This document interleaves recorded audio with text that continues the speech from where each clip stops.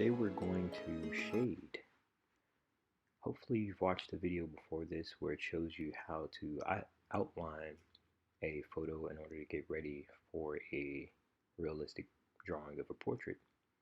So the first thing you're going to need is a digital reference or a paper reference, and you'd like to make sure that it has high resolution and contrast.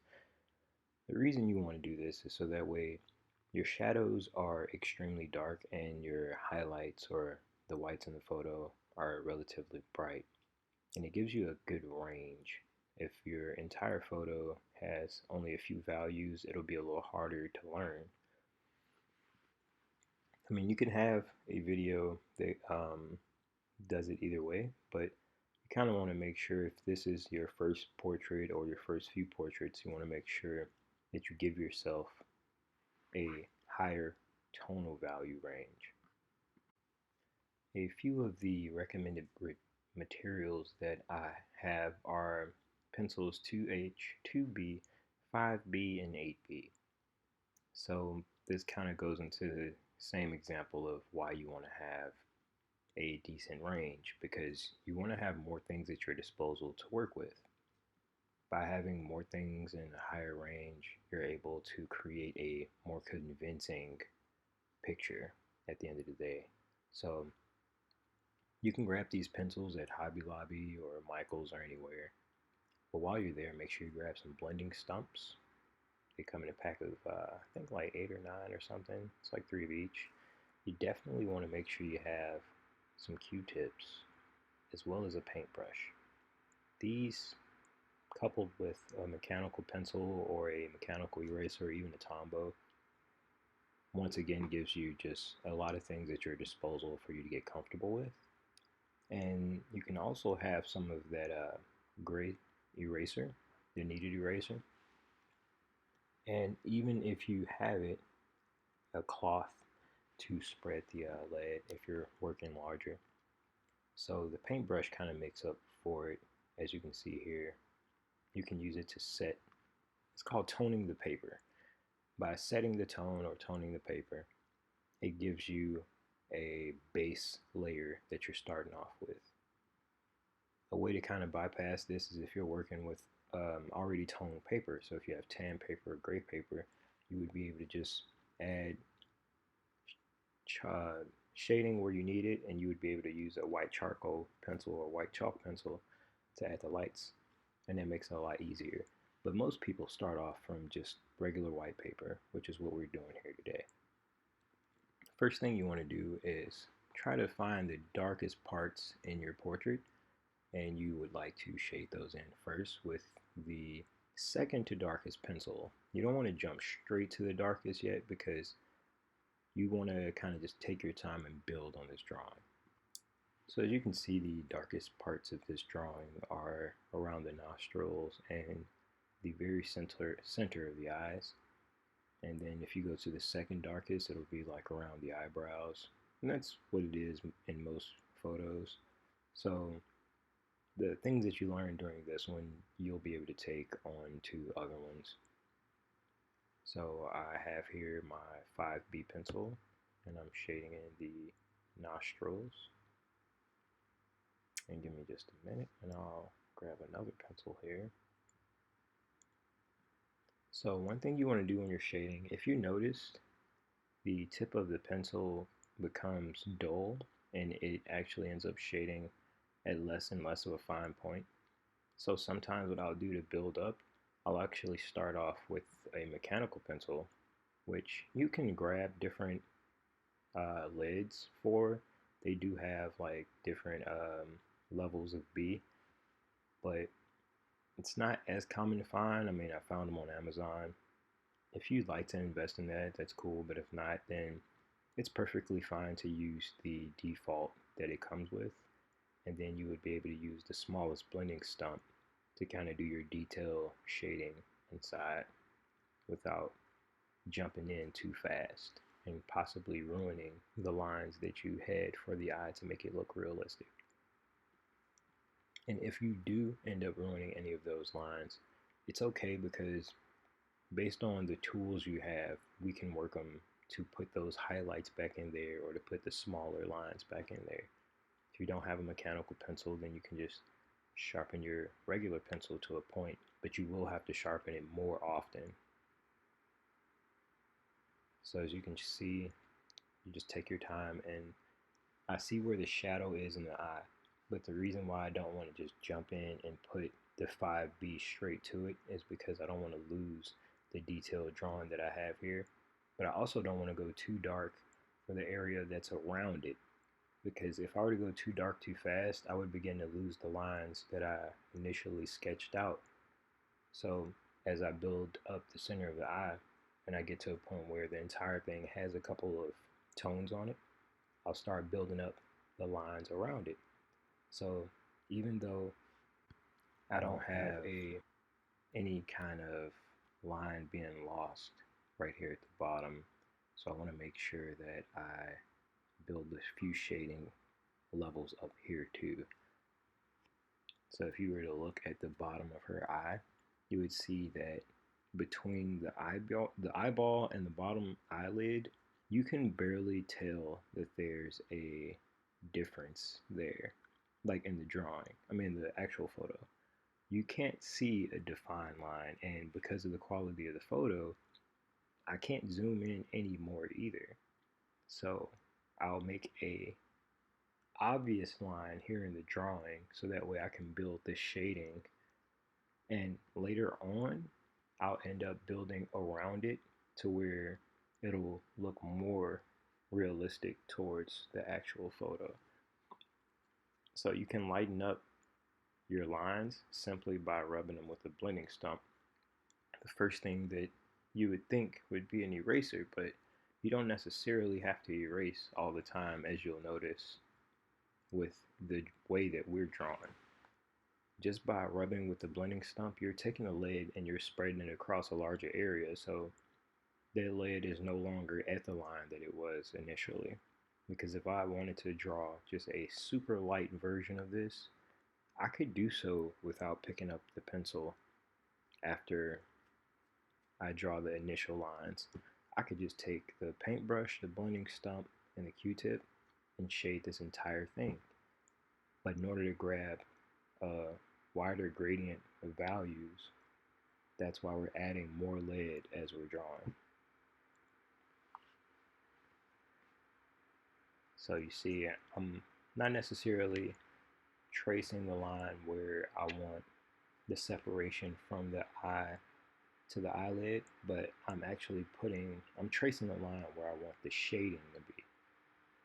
So I draw in where the shading is, and then I grab the blending stump to spread it around, pretty much how you would put paint straight onto a canvas and use a paintbrush to spread it around. That's the exact same concept that we're using here. And you'll notice that it kind of looks like she has a black eye right now.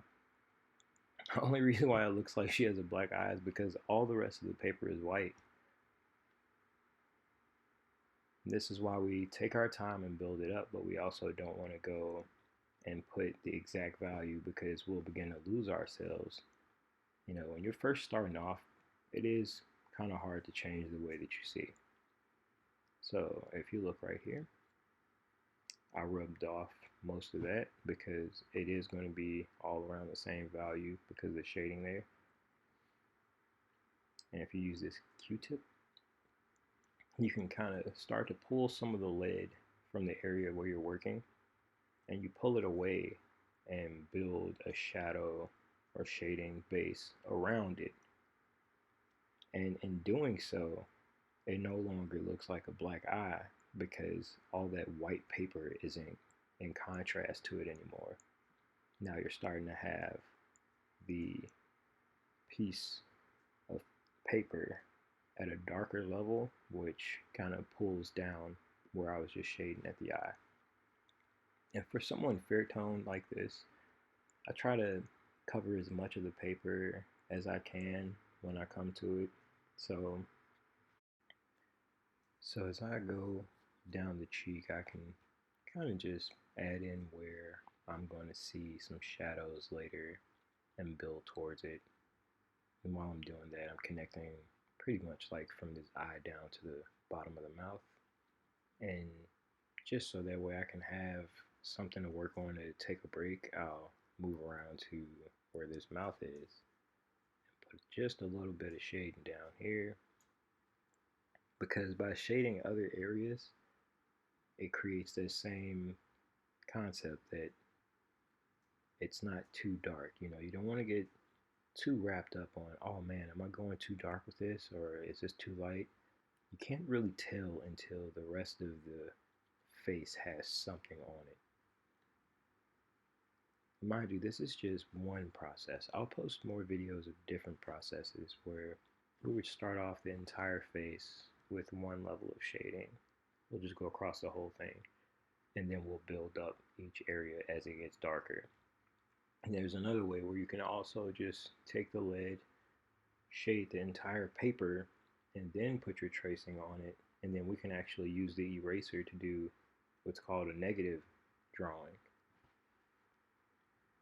But this one here is just absolute standard. You know, I think everyone should know how to draw like this in this process.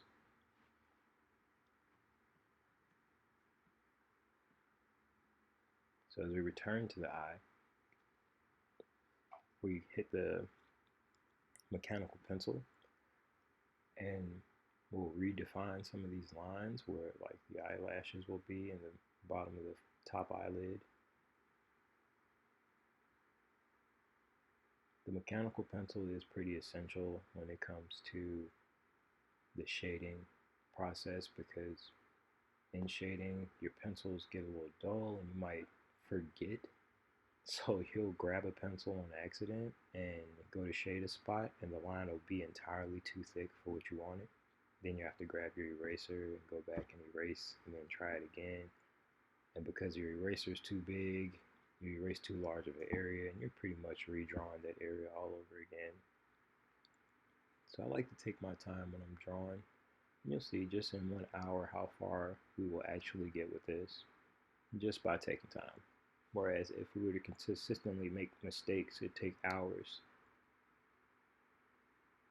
Even with this part here, I could have grabbed a pencil, but I thought it was a lot more efficient to use a blending stump, because by using a blending stump, we build up slowly.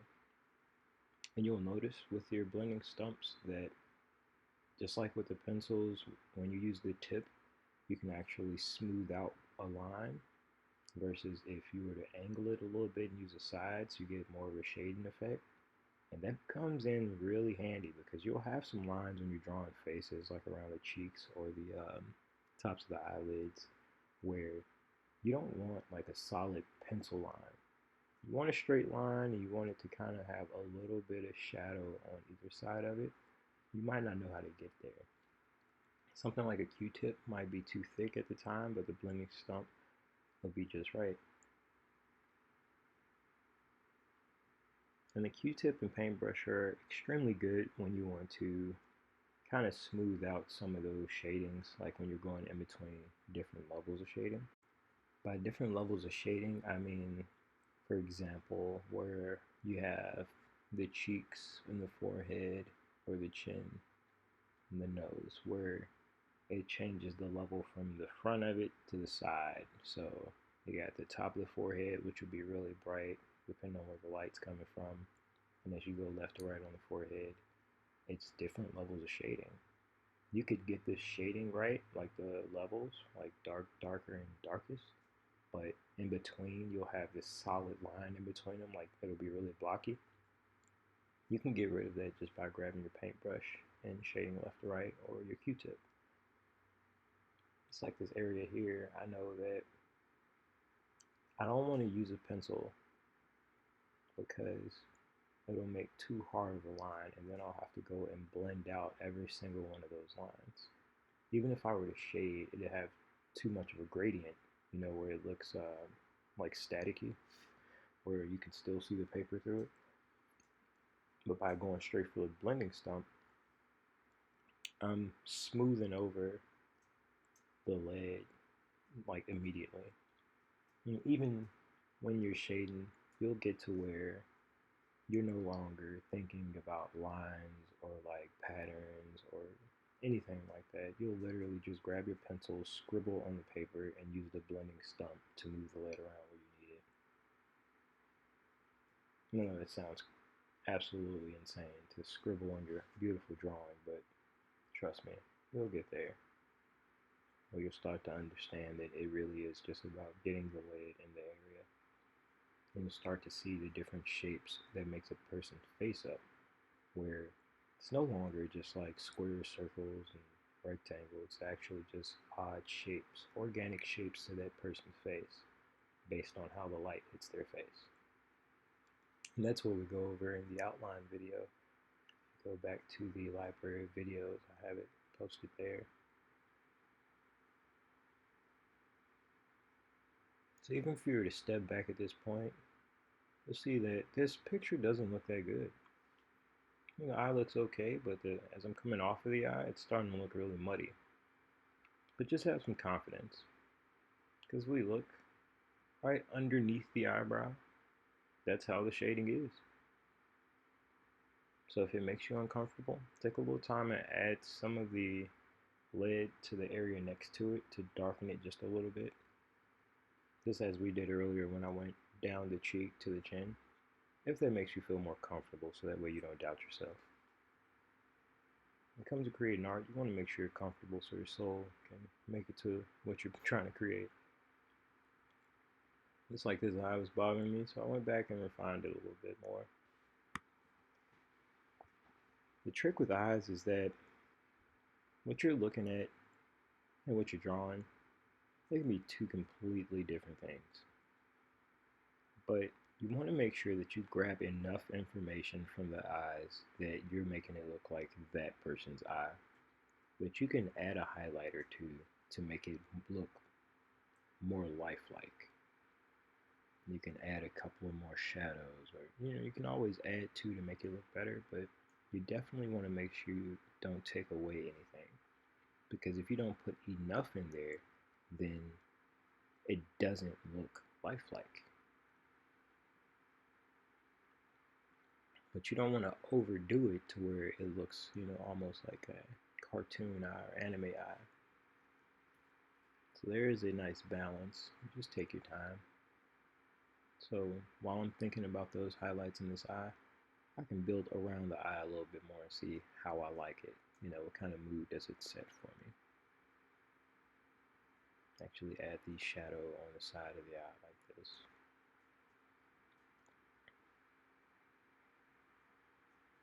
See, now I can build on the bottom of his eyelid a little bit more. Now that I have the eyebrow above it to contrast everything, I have a better way to see whether or not this eye is a happy eye for me or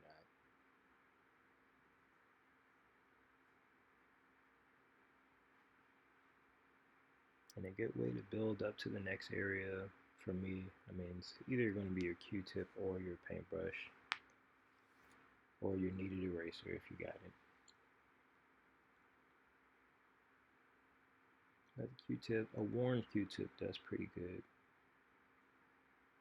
if you're drawing with the in a sketchbook size picture. And just so I don't lose my lines, I go back and touch them up. Use the Q-tip to create a little shading so that way I know where the hair is to the forehead. You don't want to lose your lines. You can lose the line, but you don't want to lose where the line essentially or metaphorically is, because if you look in real life, there isn't a real line there. There's just a difference of light from where the hair is to where the forehead is. And as you're kind of setting the ground for the rest of the face, you want to make sure that the areas where your shadows are, you can take note of that right now. So if you look right here in between the eyes, I added a little bit more. I took a little bit more time rubbing that Q-tip where the other eyebrow begins, just so that way I know the shadow's there, just as I'm going through it. And I can even grab some of the lead from where this hair is and bring it down for the shadow for the other side of the forehead. And you can see I'm kind of building a 3D look to the forehead. So even though the real photo doesn't have this much shadow on it, it's okay for right now because we don't have the hair in here. So I could take some time and darken a few shadow areas of the hair. Once again, not going straight for the 8H or 8B because that's entirely too dark for where we have this photo right now.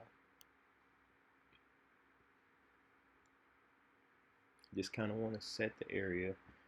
That way, as I put in the other eye and build on the rest of the face, I kind of have something to reference. We can go back later on and work the rest of it. One pro tip is that you want to make sure that you place a piece of paper underneath your hand while you're working. That way you don't smear your drawing. And the same pencil that we use on the other side is the same one we'll use over here. Use a 2B starting off. Don't want to go for the 5B yet because we aren't even around the darker areas of the eye that we want to make sure stand out. Now we can switch to the 5B for where the eyebrow is because it's dark, but it's not too dark. The 8B is where we're going to kind of refine everything later on. Same thing with the erasers. If you notice, I haven't used an eraser yet. We'll be taking our time and just kind of filling it in. But the eraser is mainly for highlights and, mistakes. And the darkest pencil we have is going to be at the very end where we really put in our shadows. Or if you already know where the darkest areas are, go for it.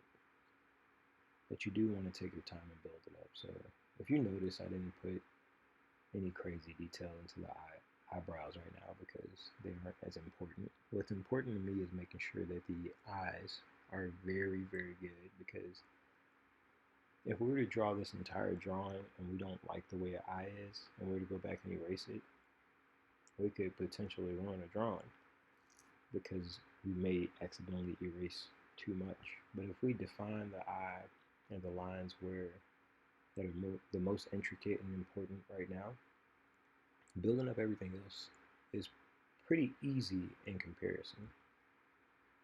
As you notice, just about half of this video is completely rendered doing nothing but the eyes.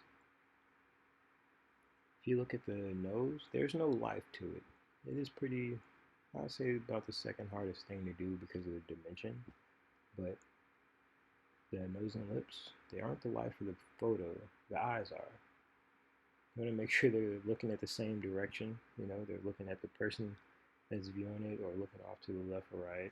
You want to make sure they're in sync, and you want to make sure that the highlights and shadows make sense. The shape of them are even. And your outline kind of makes sure you're consistent with it. But if there were any problems with your initial outline drawing, this is where they'll begin to show. And this is where you'd have to focus the most on.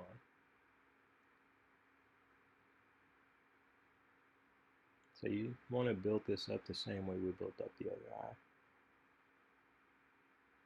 Put a few shadows in around it. Then after just a few shadows, we can go and grab our fancy Q-tip. This one is paint on the other side. But you want to make sure you don't go too dark too fast. You do want to build drawings up one shade at a time. So I'm taking my time, and the same way the other one looked like a black eye, this one doesn't look as bad because it has the other eye already there. I'll grab some of the lead and bring it down to where the shadow is on the side of the nose. Kind of like taking notes, letting us know that, hey, this is what's next. We're going to work on the nose. Because we've worked from one eye to the other eye, and we're going to work our way down to the nose. And then once again with the mechanical pencil, you would like to make sure that you retain all of your details that you had in your eye. By using a mechanical pencil, you have more control, so it's honestly harder to make mistakes. And the exact same thing goes for the small blending stump here. You can use it to rub or shade an area and not just draw. That's very small. So if I were to make a mistake with this, I could use a very small eraser, or I could get an X-Acto knife and cut a chip off of, the larger rectangle erasers that people have. You cut a triangle piece out of it and use the tip of that triangle to erase. So you want to make sure you build this up. As you're drawing it in, you can add some of the shadows in to the sides of the eyes. I'm just going to use this paintbrush here because it looks like this is what she used to add her makeup on this morning that she took this photo. I'm joking, but yeah, the paintbrush adds for a very smooth transition and shading. You can't use it to draw as much as you can like a Q-tip, but it does pretty good for blending very, very soft gradients. And sometimes you have to be really patient with it because you'll use it for the first couple times and it won't seem like it's doing anything, but you just gotta keep going. Like, give it a few more strokes and you'll start to see the lead move slowly but surely. And that's why it's so awesome, because it does give a very soft transition. I'll show you a few erasers here. This one's an electric eraser that I got from Hobby Lobby. You can see how small of an area it erases. You just place it on there and you press the button. Now I use my blending stump to show you how you can regain an area if you were to erase it too much. Another eraser is this kneaded eraser. It's really cool because it actually lifts off layers of lead. So because we're drawing the way we're drawing in layers, we're building a little at a time, you could use this to lift off the last couple things you did. And you see it gives a softer erase, which I will go back over with this to get my line back. Use this mechanical pencil. But you see I was able to add a highlight on the eyelid with that kneaded eraser a lot better than with the mechanical eraser. So getting comfortable with your tools and learning the realm that you can use them in and the limits is kind of key here, because you could sit and give a very talented artist one pencil and they draw this entire drawing just as it is with that one pencil. What I'm here to do is to give someone who has absolutely no drawing skill a few tools and to have them create something that they're happy with, even though they may not have ever drawn before or have only drawn a few times.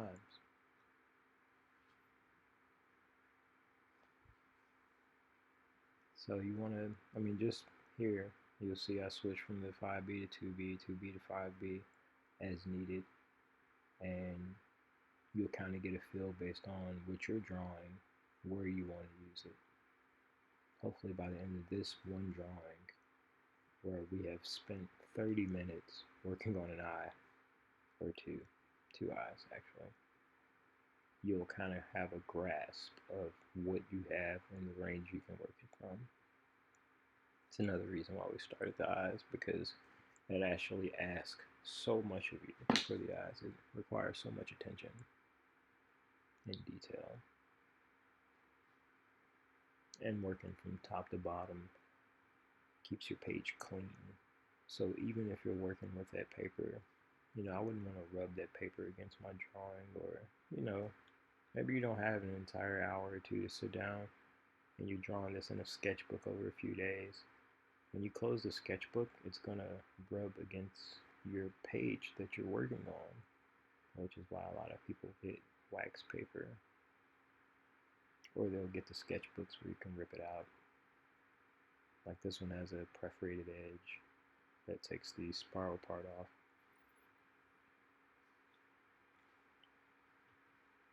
We'll just take our time and add a little bit more lead to where these darker areas are. Give them just a little bit more attention.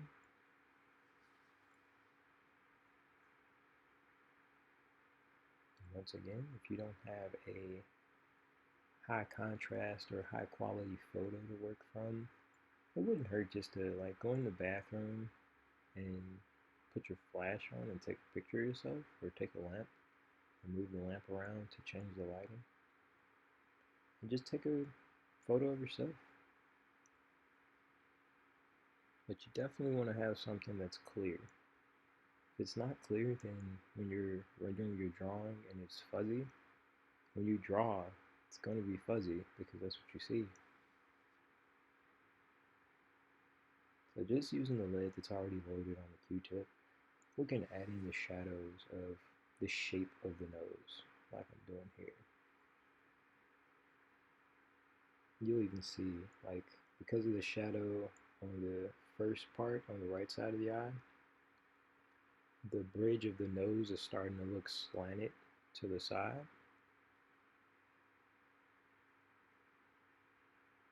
Another thing you could use to do this is a medium-sized dry paint brush to add shadows.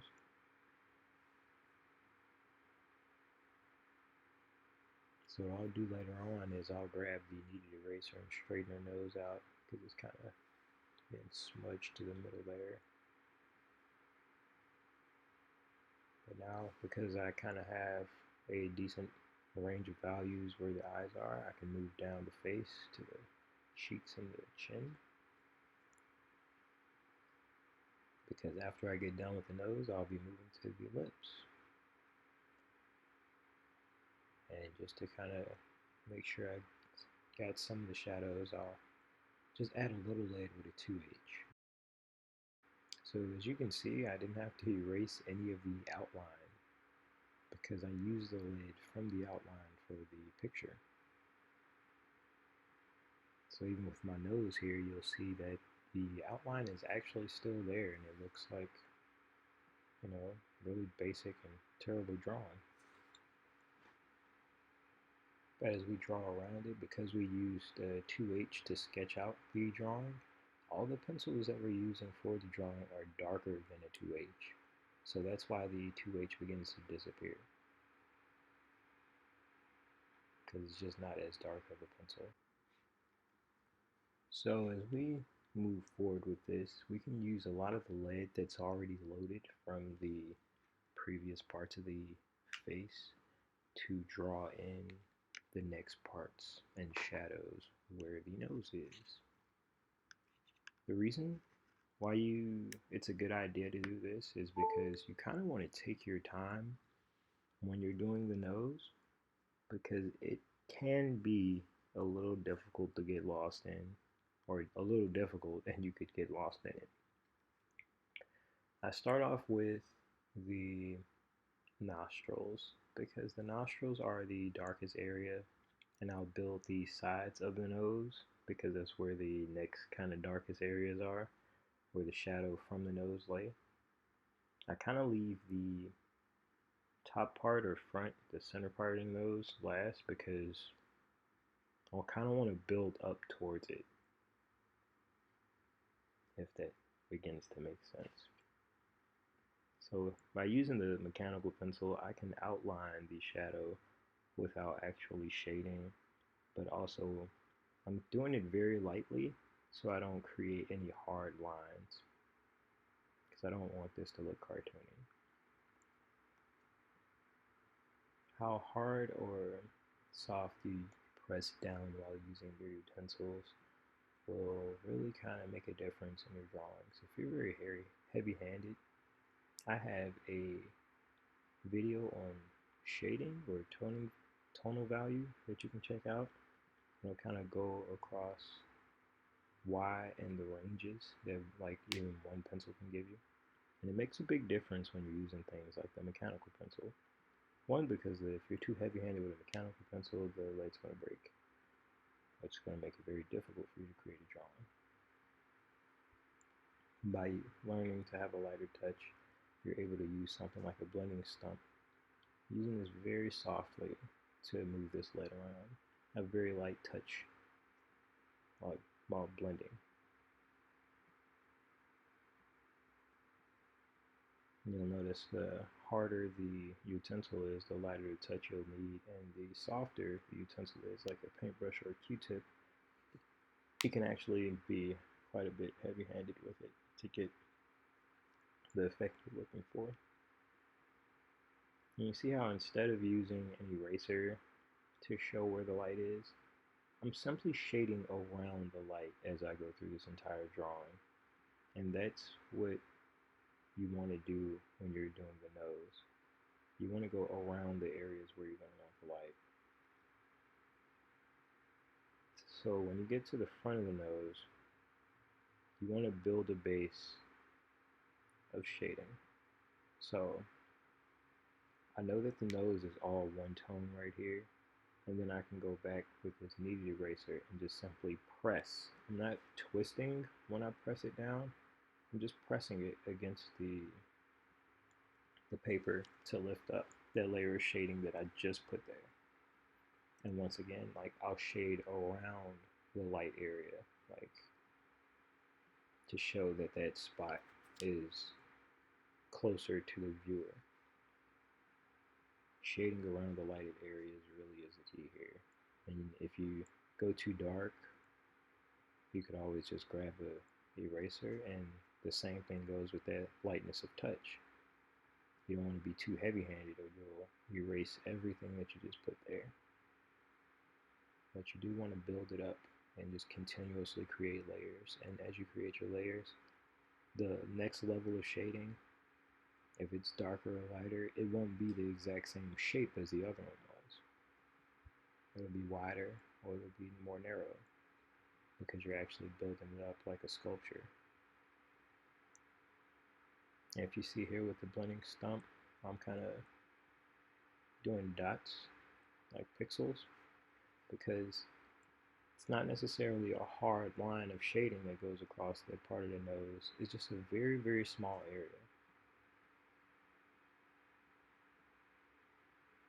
And you do want to make sure you go back and build around the nose too, because as we're building up the middle, the sides aren't looking as dark anymore. So I'll go back and work the sides some more so that way I don't lose my values, my tones within the drawing.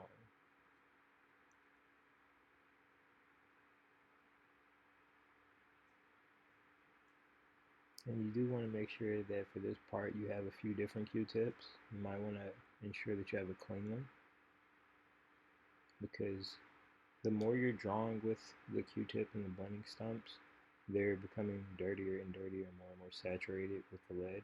So depending on the part or the tone of value you're working with, you may not need that much shadow. So you could either rub it off on a clean piece of paper to get some of it out, or just have another one next to you. As you can see with the back of mine, I end up using them for paintings too. So one side is for drawing, one side is for painting. And after we've built up those parts of the nose, we'll return back to where we started, right here at the nostrils. So if you look at the nostrils of any picture, you'll find that there's a darkness where the darkest part of the nostril is, and then there's a few shadows around it that define the parts of the nose, the parts of the actual nostril that surround it, the flesh. They make shapes. Like the bottom of the nose usually has a shadow that's kind of curved, like a really small cut crescent into the center, from the outside of the nose to the center of the nose. And if you look at the sides, it's really small shape. It's like a smashed up C almost. Now if you look towards the center of the nostril, there's usually some kind of point where, you know, the darkness goes to where the center of the actual nose is. You want to make sure you keep those shapes. You keep those shapes by using very sharply pointed pencils or mechanical pencil, and you work in very, very small and controlled movements. And if you need help on how to hold a pencil, you can check out how to hold the pencil. I got a video on that too, because it really does put things into perspective as you draw. There are different ways you hold these materials and utensils to get certain effects. With this part of the nose, you definitely want to hold the pencil as close to the tip and get comfortable too. So if you have to get really close up on the paper with your face and your eyes to make sure that you aren't going too far beyond where you want it to go, then do so. You know, it's not like writing where your hand can block your vision of where you're writing, but you know how to write the letters that you're writing. So you honestly can look up at the TV and write a sentence. It may not be in a straight line depending on how used to it you are, but that's how we learn to take notes in school.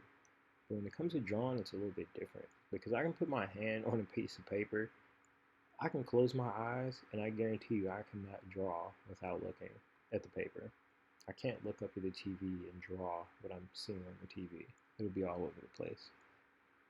So make sure that if you need to kind of move your face down to the side to get the right angle so you can see what you're drawing, it makes it a lot easier. But we'll build on this nose the same way that we built on the eyes. Slowly but surely, adding shadows from left to right. If you were to go back to 6 minutes ago in this video, the nose wouldn't look like this. But we're taking our time, and we're using our 2B to kind of set the skeleton, and we're using a 5B to add the shading. But the real key players in all of this are the people drawing it. That's you. So whether you have blending stumps or Q-tips or paintbrush or just pencils, whatever you use, just take your time and be patient with yourself. Learn your materials. Doesn't really matter if you have a digital reference or a printed photo. Personally, I used to draw using the printed photos, but as time has progressed and things have become simpler to have at your fingertips, I have no problem drawing from a tablet or phone nowadays. It's just a little bit more convenient. You can zoom in and slide up, and it kind of crops out the rest of the photo so you can focus on what you want to draw. And as you can see, it's okay. If you need to take a break and shade a little bit of the area around it to kind of bring you back to what you're doing on the nose, you can. You'll even see this larger blending stump. It's good for blending this entire area the same shade right here. If I already used a smaller one, I probably wouldn't get as smooth of a transition. And you actually start to see the shape of the nose coming. And then you redefine some parts of it with an eraser. If you have a light touch, it's perfectly fine to use an eraser like this one, but if you don't have that kind of control yet, then I recommend the kneaded eraser. And the kneaded eraser is actually really cool because it's like Play-Doh. I mean, you can shape it to whatever size you need. So if you need to erase at a very small area at a curve, you can create that curve in the shape that you need with the eraser and just press it against it, and you just lifted a layer of lead off the paper in that shape, which is really cool. As you get more comfortable with things, you'll be able to shade, like with the pencil, like I am right now. You can see start building the part of the mouth that comes down from the nose. You know, one weird part that we all put into our most simple of drawings. But then when it comes to the actual lips, we're like, I don't know, man. I'll give it a shot.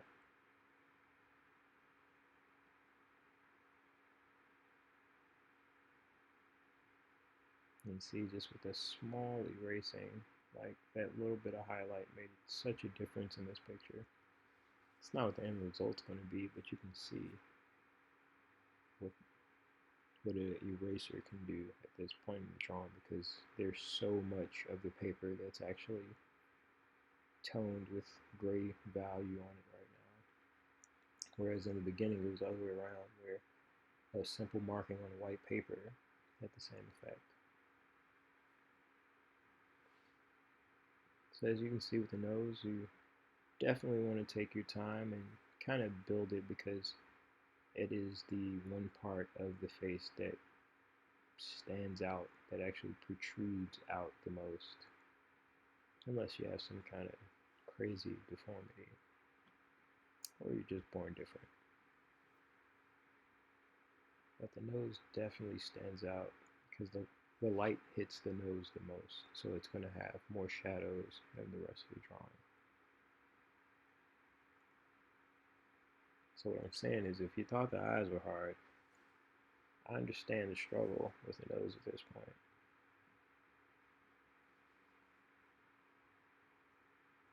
And it looks like because of time and recording, I'm not going to be able to complete this video in 100% or complete this drawing, but I'll definitely get you enough to complete the face. I'll do the hair in a separate video because we are almost out of time.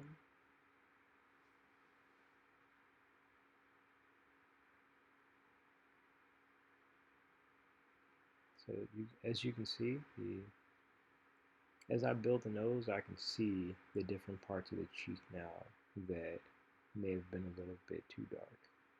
So I can go back and lighten it, which pushes the nose more forward.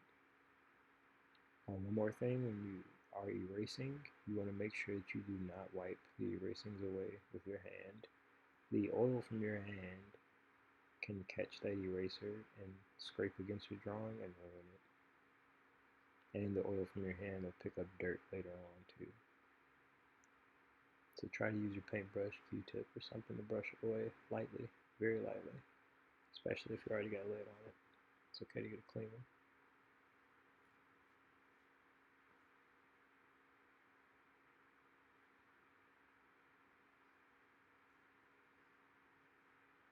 So when you're adding your shadows, you want to note that some shadows have shapes and some don't.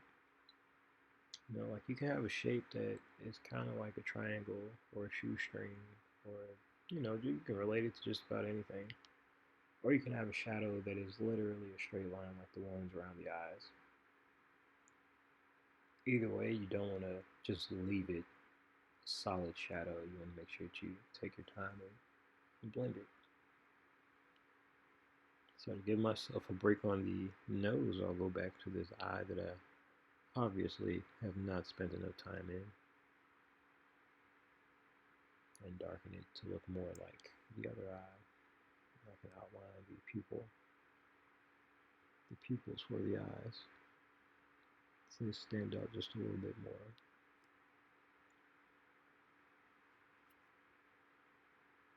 One more thing you want to note is the bottoms of the eyelids. A lot of times that's where a lot of light hits, so you may have to go back and take a very slim piece of eraser and erase just one solid line, just from left to right or right to left. Not necessarily a back and forth motion, because that'll erase more of an area than you'd like. But you can actually go back and draw with erasers on your picture as you're building it.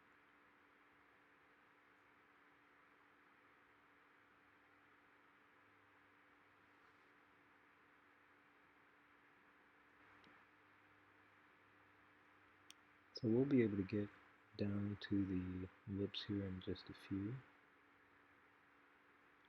First thing I like to do is add the shadows. So the very top of the lip has that one part that changes to the skin tone of the face. I'll usually try to find a medium gradient for the lips and define the shadow in between the lips. I guess with a simple like 2H or HB lead that's inside of this pencil, whatever comes stock. But I definitely want to make sure I capture the shape because I have so much shading going on all around the mouth and the rest of the face at this point in the drawing. I don't want to lose it, the shape of the lips throughout the shading process that we're about to embark on. You can see just from using the Q-tips earlier, the lips actually look like they're puckered out right now. And we haven't even shaded the lips yet. So once again, our handy dandy blending stump. Let's start from the top and define the shadow that's right above the top lip.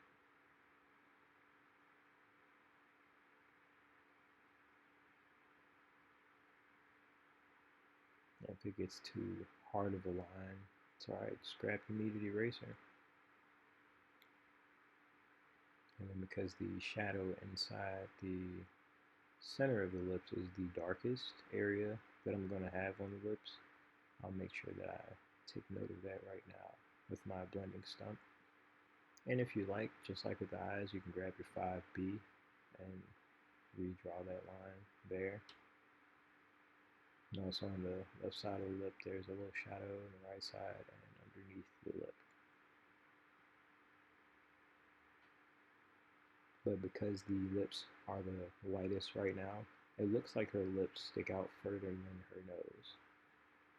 So that's an example of tonal value.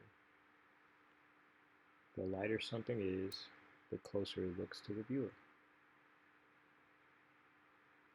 And even though you can't really see this in the photo, I'm going to add the lines that make up the creases in the lips.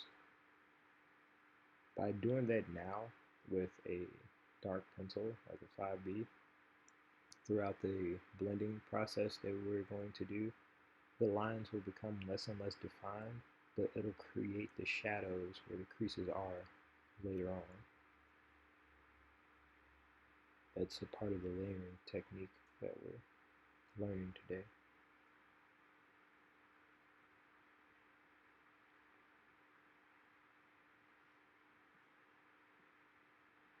So if you notice, this area of the lips,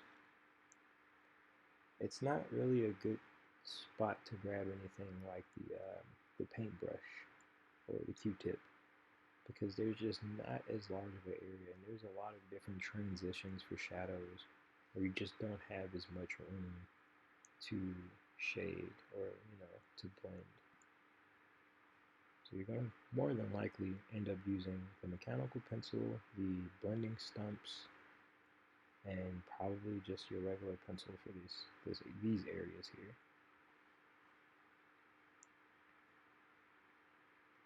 And if you look at her face, the shading on this side, it's not necessarily just one block of one shade. It's kind of different levels of shading that create her chin.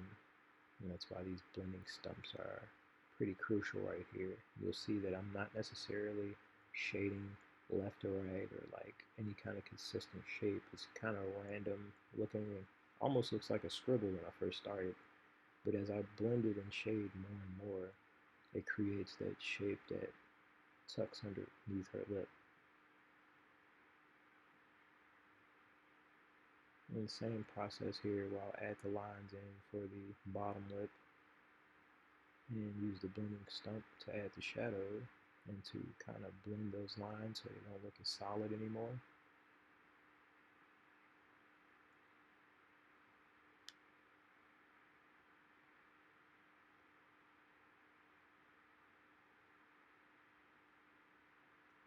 And now you see, compared to just like 2 minutes ago, how the lips don't look like they're protruding forward anymore. They actually look like they're sitting back on the face, just because we added shadow and got rid of all that light.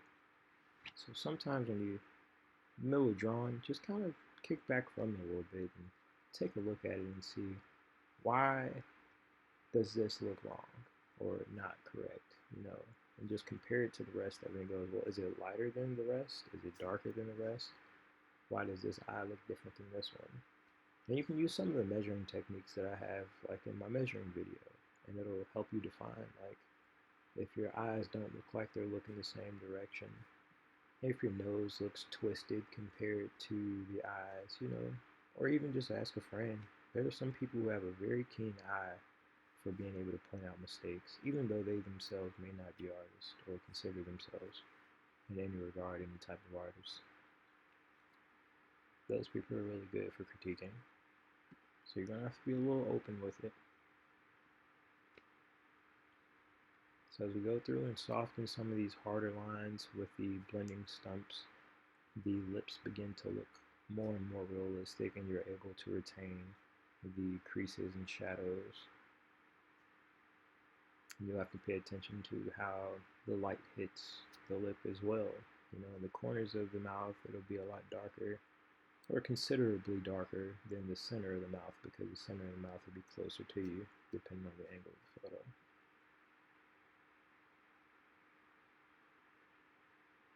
Once again, it looks like we don't really have time to get into adding the complete drawing together. I'll probably do it in a second part video, which may be another hour.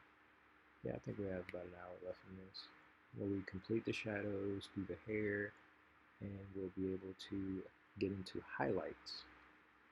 It's actually quite a few highlights, even though we use a technique where we wouldn't have to do as many highlights. I still like to show you how, because we haven't really gotten too deep into using erasers yet.